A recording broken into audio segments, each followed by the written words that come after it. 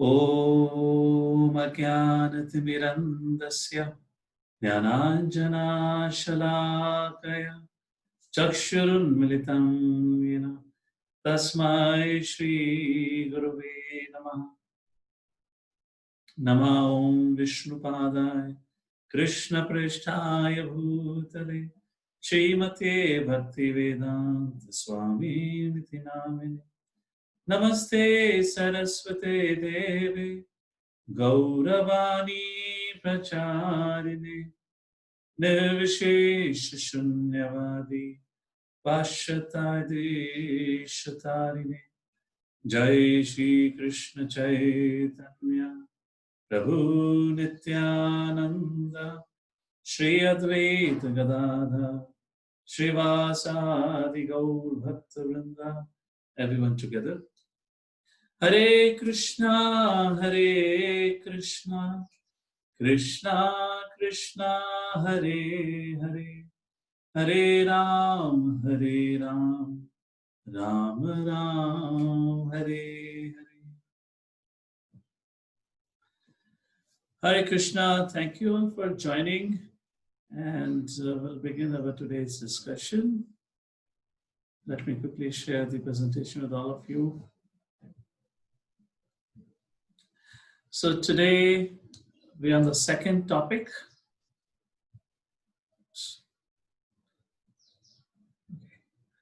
So today we are on the second topic of our Mahabharata series. We have not yet officially started the discussion on the Mahabharata story. We are just slowly and gradually getting into the text of Mahabharata. So today's topic of Mahabharata is, or our discussion for today, is Mahabharata real or fiction? By fiction, I mean a story, like your Harry Potter, written by J.K. Rowling. Unfortunately, among the educators, among the academicians, among the universities and whatnot, everywhere, unfortunately, Mahabharata is considered to be not a history, but a fiction, but a fictitious story. So let's take a look at it, how it all happened, and we'll investigate the subject matter today. So Mahabharata is a story of Bharatvarsha, isn't it? Mahabharata, the history of a greater India, which we have known as Mahabharata. So we already discussed yesterday, the Bharat name, this land got the name Bharat after the son of Rishabdev. You know, the three Bharats are mentioned in the history. One is the brother of Lord Ram, other is the son of Dushyanta, and the third one is the son of Rishabdev. So here is my question to all of you, and just allow me to, yes. And here is my question to all of you. If this land had been known as Bharat, when and how we acquired the name of India? Does anyone know? Of course, it's a difficult question. How did this country got the name of India? Now, the word India means nothing. There is no historical significance to the word India. I mean, I have enabled the chat if, in case anyone of you want to say something. Okay. So I'm glad all of you say the Britishers did it. Yes, and I'll give you a little bit of history, how this name India was given. The name India was coined and was assigned to Bharatvarsha in 1848. As far as my knowledge of history goes, around 1848. How it has happened and how we got this name, or how did the Britishers selected the name of India? The history of this name goes back to with Indus Valley civilization. You know, as you all go to 8th, 9th, 10th standard, I believe you'll be studying in your history books about Indus Valley civilization. And what was this Indus Valley civilization? Indus Valley civilization is said to be a civilization which existed 5,000 years before. Somewhere around 5,000 years to up to 3,500 years before, this civilization had existed, according to the modern historians. And this civilization refers to the people who were living around this Indus River. Do you see this blue line? the people who were living around this Indus River, this is said to be one of the biggest rivers in the world, starting in the Himalayas and crossing India and Pakistan and all that, and finally merges into the ocean. So they said this people who were living around this river, they gave the name of Indus Valley Civilization, and from that they draw the name of India, and that's how the Britishers gave the name of India. Well, if that's the case, and again, according to Britishers, there was no other civilization in India or in Bharat prior to Indus Valley Civilization, which only existed 5,000 years ago, up to 3,500 years ago. Then the question arises, if that's the case, and if this land is known by the name of India, then what is their version of history? What history did they teach to us? And the version of history they teach to us, is it real? Because they, by giving us the name India, they took our identity from us. Because when we call Bharat Varsha or Bharat, immediately we'll remember our history given in the scriptures or Itihas. Itihas from Ramayana, also Itihas from Rishadev's life, the son of Rishadev, and also of Dushyanta's son, which comes into Mahabharata. So now because they took out the name of Bharat and they gave the name of India, so they made us restricted in thinking that we are coming from Indus Valley Civilization, which was, as I said, was existing around 5,000 years ago. So let's take a look into what is the history that Britishers taught through the Indus Valley Civilization thing. And if their version of history is correct, is it correct or not? If not, then why did they create a fake history? Because they said Vedas are mythology, Vedas are fictitious or fiction. Mahabharata never happened, Ramayana was never there, and they came up with their version of history. So what is that? So today we're going to look into a little bit of history, a brief history of Bharat or India of the last 700-800 years, or maybe less than 1,000 years. So as all of you would be aware, or if not, you would be studying in your books about the rule of Muslims. They ruled this land of Bharat for close to 700 years approximately. And one of the persons that you might recognize is by the name of Aurangzeb, which you might have heard from your parents or maybe from someone else, how atrocious and how Aurangzeb went on to destroy the temples, the Vedic temples all around India and so forth. However, the Muslim rule could not continue for long, although they ruled India for close to 700 years. In the middle of 17th centuries, the Marathas rose to power and they drove away the Muslims or the Muslim rulers from the land of Bharat. Marathas ruled, or they regained the control on the Bharat for almost close to 100 years approximately. However, that didn't last for long, and the Britishers came, and somewhere in the middle of the 18th century, the Britishers defeated Marathas and they got the control of more or less whole of Bharat. The British has the control of more or less whole of the Bharat. There's nobody to challenge their power. The Muslim rulers have been driven away, and the native rulers, the Marathas or Pathans and what other Pathans or the Thakurs, they are already been defeated by the Britishers. So when Britishers began to think, how do we rule the citizens or the natives of this land of Bharat? Because after 700 years of rule, the Islam or the Muslim rule, they could not convert the people of this country into Islam. Now, if you want to rule the people of this country, then we have to showcase, we have to teach them that we have a better culture. We, Britishers, are from a higher race, and all of you are uncultured, uneducated, and you don't have any history and so forth. So at that point of time, they understood that they cannot win over this country or rule the country for long on the strength of power. Because the background of the people of this country was their rich Vedic culture. And the basis of that Vedic culture was education. आप लोगों ने सुना होगा गुरुकुल्स के बारे में. So yes, everyone would go to Gurukul in those days, and everyone would study Ramayana, Mahabharata, and Vedic scriptures. So they thought, if we have to rule this country, if we have to keep the people of this country as slaves for a long, long time, then we have to destroy their Vedic culture, the Vedic science, and we have to teach them that they are not of the most educated class of people, but we are the most educated class of people. And if they want to flourish in their life, want to be successful, then they should adapt to our lifestyle. That was a political motive. And second motivation was religious motivation, because more or less the British rule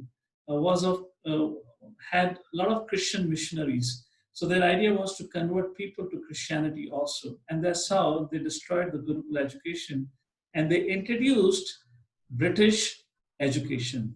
And at that point of time, when they introduced British education system in India, or the Bharat, and of course the Bharat has been renamed to India then they started a new branch of study or education or field of education, jisko kaha jata hai Indology. Indology refers to the science or science of the field of education where the students study the history of Bharatvarsha, the history of India. In other words, Indus Valley civilization, or the history of the India, or the Vedic culture and Vedic scriptures, like that. And this thing was started by none other than Max Muller, who's said to be father of Indology and one of the chief Indologists. And Max Muller, along with his team of professors, educators, and they all were Christian missionaries. And their goal was very clear: to convert people from Sanatan Dharma to Christianity and so forth. So they started translating the Vedic scriptures into English. And when they started translating scriptures, when they translated into English, they said, this is all fiction, this is not reality. And that's the time they introduced a new concept. Because when they read the Vedic history, they realized that this culture, Bharatvarsha, has a great history and a culture. You know, the Britishers are actually uneducated. In fact, they were most educated. So that's the time, just to make people feel that they belong to a lower strata of culture, the Britishers or the Indologists introduced what is called as Aryan invasion theory. You will read this Aryan invasion theory. I believe this comes in 9th or 10th standard, something in your history book you probably would be reading. So if you see in Bhagavad Gita, Krishna says, hey Arjuna, you belong to the race of Aryans. So what is an Aryan refers to? In our Vedic scriptures, Aryan word is used again and again. The meaning of word Aryan refers to somebody who is spiritually very enlightened, who knows what is dharma, who follows dharma, and who is very cultured. So Britishers invented a theory which is called as Aryan invasion theory. And what was that Aryan invasion theory? If you see in the map, you'll see here, they said 3,500 years ago, 3,500 years ago, the Europeans migrated from Europe and they came to the land of India, to the northern part of India. These Europeans, they were nomads and they got settled in the northern part of India. And these people who got settled in the northern part of India, they are the one who wrote Vedas. So Aryan invasion theory ke anusar, the Vedic scriptures are only 3,500 years old. And they were written by people who have moved from Europe to India. So in other words, Europeans are the original Aryans, and they are the one who composed Sanskrit language and who wrote literatures and so forth. And what was the idea? The idea was to deny the origin of Bharat's predominant culture. To just make sure to tell people that this culture does not belong to you. ये जो वैदिक संस्कृति है वो आपकी नहीं है. 3,500 साल पहले हमने ही आपको ये संस्कृति दी थी, पर आप इस संस्कृति को भूल चुके हो, तो हम आज दोबारा आपको ये संस्कृति सिखाने आए हैं. And that was the whole idea. So they taught through the history book in their time when they were ruling India that we came so many years ago and we composed this Vedic culture and Sanskriti, and you have forgotten it today. So we are again coming to teach you. And like that, they started, propagating the fake narrative like that. And for example, if Vedas because they said Vedas are mythology, but we created a culture around it so that people can understand how to live. But imagine if Vedas have to be proven truth. If Vedas are proven truth, then it will lead to many questions about Bible, because they say Vedas are mythology, and who are these people? They were Christian missionaries. The one of the leaders is Max Muller, as I quoted, and they called Vedas as mythology, fiction, no reality in it, and they were written by themselves only. So the question comes: if that is the case, the first question comes, which means the Bible, whatever Bible says is factual, is correct. We'll take a look at it. And second thing, if Vedas are proven to be factual, truthful, then the integrity of Bible would be questioned. Why? I'll give you two examples from Bible, which goes entirely against with the Vedic scriptures. The very first thing about the creation of the world. According to Bible, this world was created 6,004 years ago on the day of 28th October at 9:30 a.m. in the morning. So Bible के अनुसार 6,000 साल से पहले कोई भी मनुष्य, कोई भी पशु या जानवर इस दुनिया में नहीं था, क्योंकि the creation didn't exist there. However, according to the archaeological evidences, the scientists, archaeologists have found the human remains of up to 13.8 billion years old. The very first thing, the claim of Bible, as I say, the Bible is the truth, that the world was created 6,000 years ago. Well, that's not correct. Archaeological evidence says 13.8 billion years ago, humans existed. According to Veda scriptures, Veda says the universe has been existing, or this world has been existing for 155.5 trillion years ago, or trillion years. Such is a long duration for which the world has been existing, but Bible recognizes only 6,000 years. So if Christian missionaries had to allow the natives or all of us to believe in Vedic scriptures, then nobody would have accepted the teachings of Bible. That is the first thing. You know, of course, 6,000 years ago, the world was created. There is no scientific evidence for it. So yet, Bible is not mythology, according to them. Of course, it's a religious text. It has some good values and message. That's not the point. But to claim the Bible is a factual religious work and Vedic scriptures are mythology. So in that comparison, we are speaking here. And there is a very interesting story that comes in Bible, and the similar story also comes in Islamic theology of faith. 4,500 साल पहले, 4,500 years ago, there was a great flood in the world. So according to Bible, 4,500 years ago, the God got really upset with the people of this land, planet Earth. And God decided to flood this planet Earth so that all the evil-minded people can be killed. So that time, Noah's Ark. Noah is a name of a person, and Ark, in biblical language, Ark means a boat built by Noah. So then Noah offered prayer to the Lord, to the God, and God was pleased. And then God said, Noah, because you have pleased me, so I will give you the right to live through the flood. And then God directed Noah how to build a boat. And Noah built a boat. And then Lord told him, Noah, please take one species, one animal species along with you in the boat, along with your family members. And the this flood is going to, the flood is, what should I say? The world is going to get flooded for a long time. And when the flood subsides, then you come down from the boat and then start the human population again. And that's how the Noah's Ark story comes. Have you heard of any similar story that comes in scriptures where the Lord had appeared and there was a great flood and the Lord told, my dear king, please, take this ship, get all your people, all the animal species, all the bird species, all the plant, herbs, everything along with you. And then later on, I will take you to the shore and then you will survive this great flood. What is that story? What is that story?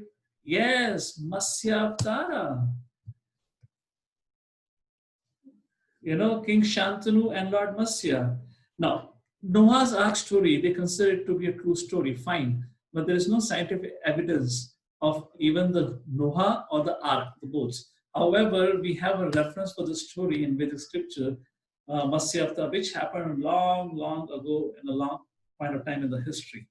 So I believe you can see the relationship between the Christianity faith as well as the our Vedic scriptures. They're interrelated, and still, just to tell that, just to promote Bible and to promote Christianity, it seems like the Britishers created a fake history about Vedic scriptures and created a fake Aryan invasion theory. So let's talk about some facts. Do we have some facts that proves that Vedic scriptures, the Vedic culture existed before 3,500 years? Because according to Aryan invasion theory and according to modern historians, Vedic scriptures were written 3,500 years ago. So very important, please pay attention to it. If you want, you can write down a few things. तो क्या कोई ऐसे evidence हैं जो proof देते हो कि वैदिक culture and Vedas existed prior to 3,500 years ago? Yes, there are a few evidences. We'll talk about it here now. The very first evidence. In our scriptures, you all would have heard the name of river Saraswati. Ganga, Jamuna, Saraswati, the three sacred rivers. However, the name Saraswati is mentioned in Vedic scriptures at many places. However, according to archaeological survey, the river Saraswati dried up 4,000 years ago. So the Saraswati river got dried up 4,000 years ago. But the Europeans came to India, the northern India, 3,500 years ago. So, and then they started to write Vedic scriptures, means there is a 500 years difference. So question comes, when Saraswati did not exist when they were writing the Vedic scriptures, why did they decide to write about Saraswati in so many places in Vedic scriptures? But Saraswati does not exist. And that time they had no technology to find out through archaeology or so what that Saraswati ever existed. So the first thing, the first lie, which is proven here, the Saraswati was existing prior to their claim. The scriptures are 3,500 years old. That's the first claim. Second, anthropological findings, Indus Valley civilization. According to modern historians or those who follow the Aryan invasion theory, or those who follow the idea of history according to Christian missionaries, that the world is only 6,000 years old. However, according to anthropological findings at Indus Valley civilization, they have found remains of civilization and humans dating millions of years ago. So which version is true? The Bible version where it says the world was created 6,000 years ago, or the version of Vedas which says the world has been created trillions of years ago? Second claim. Third, if Vedas were written by the Europeans who migrated to India, that is what the Aryan invasion theory. So question arises, why there is no reference of any country of Europe anywhere in Vedic scripture? You read in Mahabharata, आपको हस्तिनापुर के बारे में सुनने को मिलता है, आपको कुरुक्षेत्र के बारे में सुनने को मिलता है, इंद्रप्रस्थ के बारे में सुनने को मिलता है, प्रयागराज के बारे में सुनने को मिलता है, द्वारका के बारे में सुनने को मिलता है, मथुरा वृंदावन के बारे में सुनने को मिलता है. You never read in Mahabharata discussion on Switzerland, discussion on Paris. There is no discussion. If these Vedas were written by people coming from Europe, then they should have written about their native country, but there is no reference. That is the third claim, that it was not written by people migrated from Europe. It was written by the sages, by the rishis of Bharat. Fourth evidence, we are talking about evidences for did this Vedic scripture existed before 3,500 years. The fourth evidence is Dwarka. We read in Mahabharata, the Dwarka city, Lord Shri Krishna built it on an island in the ocean at the coastline of Gujarat.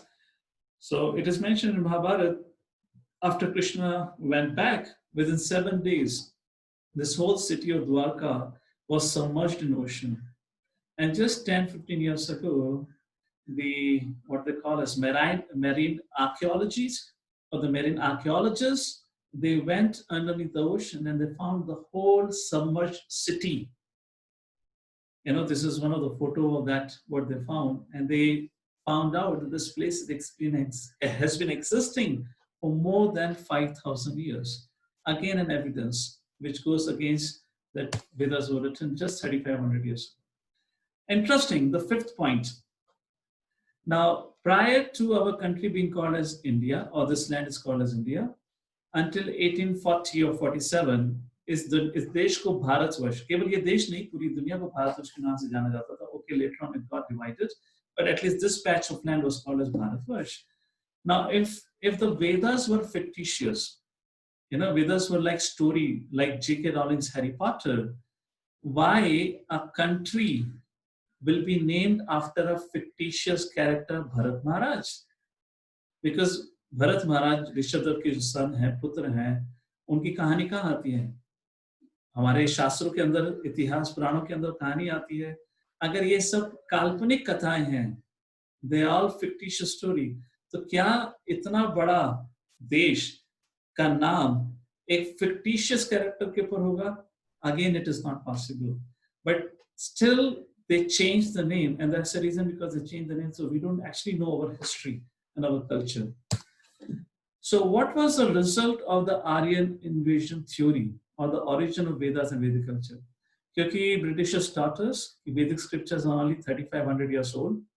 They're written by our ancestors from Europe who came to this land of Bharat or India, and the people here were uneducated, uncultured. We came and gave them culture and education.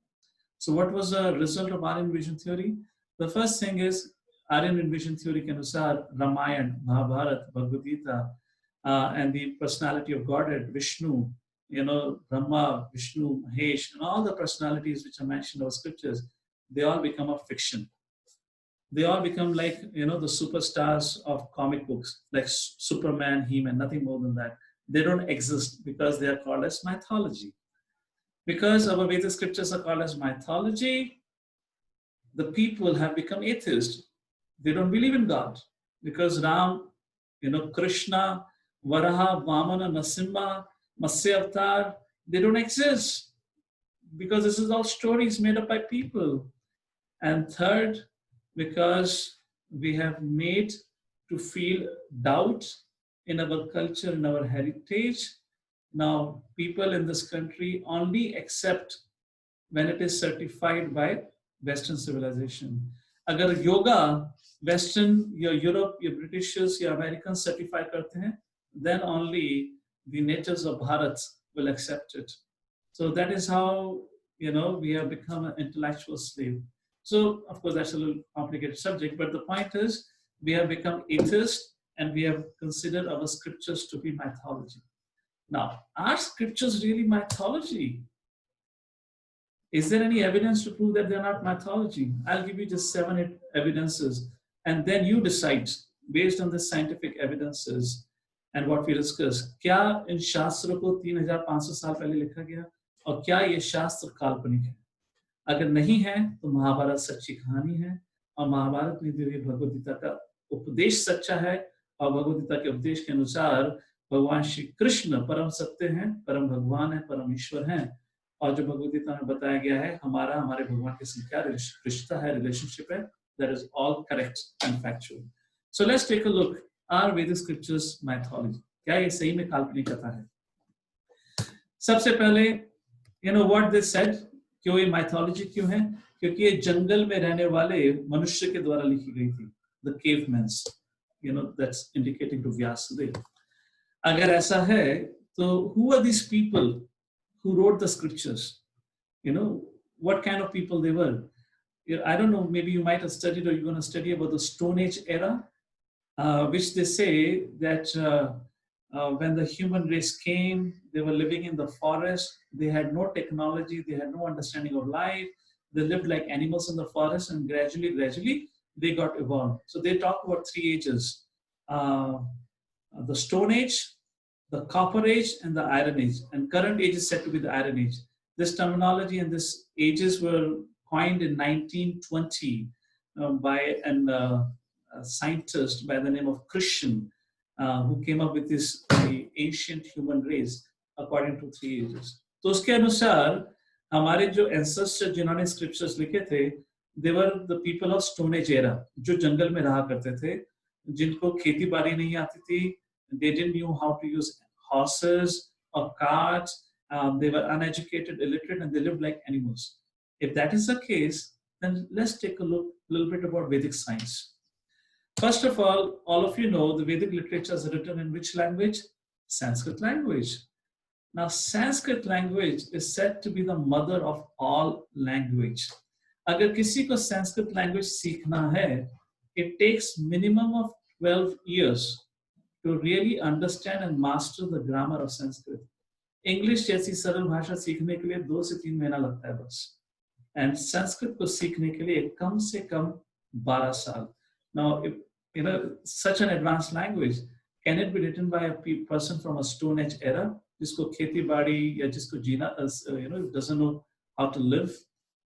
Second, not only this, in these scriptures के अंदर divisions of time, आज जैसे हम time को seconds, minutes, hours, days, weeks, years के रूप में जानते हैं, उससे ज्यादा डिटेल्स में, उससे ज्यादा डिस्क्रिप्शंस में टाइम के बारे में वर्णन है हमारे स्क्रिप्चर्स के अंदर. I can't go into the details because ये आप लोगों के लिए थोड़ा कॉम्प्लिकेटेड रहेगा अभी, but just for your knowledge. Not only this, according to modern science there are 7 million species of life on this planet, and Vedic scripture says that there are 8.4 million species. तो ये uneducated लोग जिन्होंने ये शास्त्र लिखे हैं according to British historians, उनको इतना अलग अलग स्पीशीज के बारे में कैसे पता है? And not only पता है, they give an exact number of how many varieties of plants, how many varieties of four-legged animals, how many varieties of birds, and how many varieties of sea animals. Exact numbers are given. Not only this, what about the diverse knowledge? Such a vast knowledge given in our scriptures. The quality of music, the music of, the Sanskrit music, Sanskritic music is so famous. Similarly, about the medicine, Ayurveda.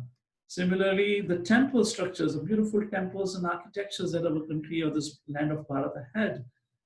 And like that, so many others field of science. Similarly, the 5th point, what about the universe? In our scriptures, the description of the 9 planets has been given, जिसको astrology में नवग्रह के नाम से जाना जाता है. The size, the orbits, the distance between planets, everything is mentioned. अभी telescope को invent हुए, the Hubble telescope and all that, with which you can look into the universe and the sky for a long distance, is hardly 50 years. And prior to that, the modern scientists didn't know what is the distance between the planets. But our scriptures, according to the Britishers, are written by a Stone Age era people, had exact idea and understanding about how many planets are there, how is the universe looks like, and what is the distance between planets, and so forth. Not only this, our scriptures also talk about the advanced knowledge of the science of soul, that we are not the body but spirit, soul, the knowledge of the Supreme Personality of Godhead. This is too advanced to be written by some ordinary people. And if that's the case, why would the Vedic scriptures and the knowledge will be appreciated by the best of the scientists? Albert Einstein, he glorified, he said Vedic knowledge is actually the true science. Similarly, Robert Oppenheimer and so many other great personalities who studied scriptures, and one of the famous texts they all studied is Bhagavad Gita, and they all appreciated. Is it written by the Stone Age era, or the Vedic scriptures are the words of God? Are these learned men fools reading books by uncivilized aborigines, referring to the scientists?